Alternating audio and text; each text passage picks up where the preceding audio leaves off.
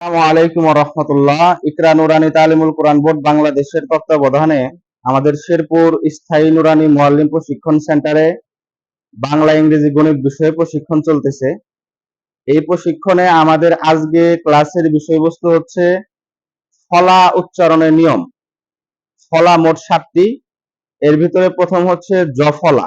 আমরা আজকে জফলা উচ্চারণের নিয়ম সম্পর্কে আলোচনা করব ইনশাআল্লাহ।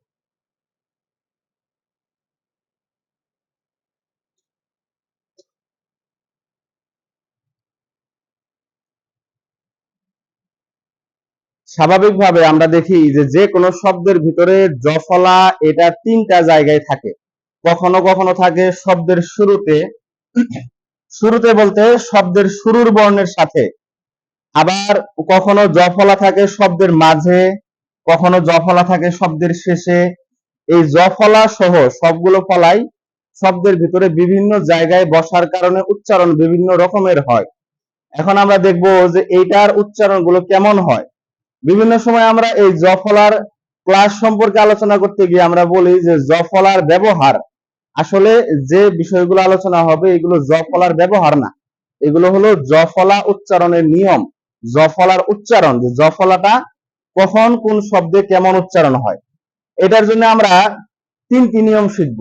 এই সহজ 3টি নিয়ম হলে শিক্ষক এবং শিক্ষার্থী সবাই জফলার ব্যবহারে যে কোনো শব্দের উচ্চারণ সহজে করতে পারবে।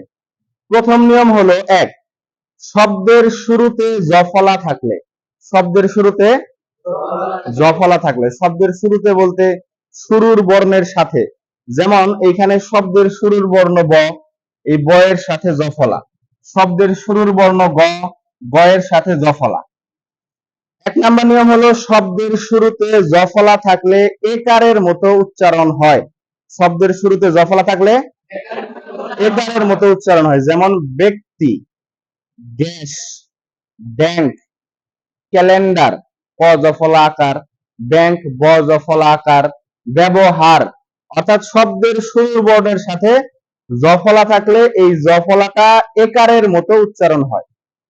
দ্বিতীয় নিয়ম হলো শব্দের মাঝে বা শেষে, অর্থাৎ শব্দের মাঝের বর্ণের সাথে অথবা শব্দের শেষের বর্ণের সাথে। শব্দের মাঝে বা শেষে জফলা থাকলে ফলাযুক্ত বর্ণটি 2বার উচ্চারণ হয়। ফলাযুক্ত বর্ণটি 2বার উচ্চারণ হয়। যেমন শব্দের মাঝে জফলা আছে, এখানে ফলাযুক্ত বর্ণ হইল ধ। এই ধ 2বার উচ্চারণ হবে মাধ্যম। কি হবে বলেন? খ আকার দ জফলা, ফলাযুক্ত বর্ণ হলো দ, দ 2বার উচ্চারণ হবে। খাদ্য, জন্য, পথ্য, বিভিন্ন শব্দ এরকম আছে। শব্দের মাঝে বা শেষে জফলা থাকলে ফলাযুক্ত বর্ণটি 2বার উচ্চারণ হবে। শব্দের শুরুতে জফলা থাকলে একারের মতো উচ্চারণ হয়। তৃতীয় এবং শেষ নিয়ম, হ এর সাথে জফলা থাকলে, হ এর সাথে জফলা থাকলে বর্গীয় জ যোগ ঝ এর মতো উচ্চারণ হয়। যেমন দন্ত স হ জফলা, এই সম্পূর্ণ হ জফলা এর বিপরীতে বর্গীয় জ এবং ঝ এর উচ্চারণ হবে। তাহলে এটার উচ্চারণ হবে সহ্য। কি হবে বলেন?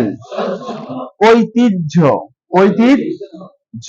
যখন শিক্ষার্থী এই নিয়মগুলো শিখবে তখন কিন্তু বইতে যখন সে পড়বে ব আকার হ জফলা রস্বইকার ক, শিক্ষার্থীর যদি এই নিয়মটা জানা থাকে তাহলে সে বাহ্যিক কিন্তু বলবে না, সে উচ্চারণটা তখন কি বলবে?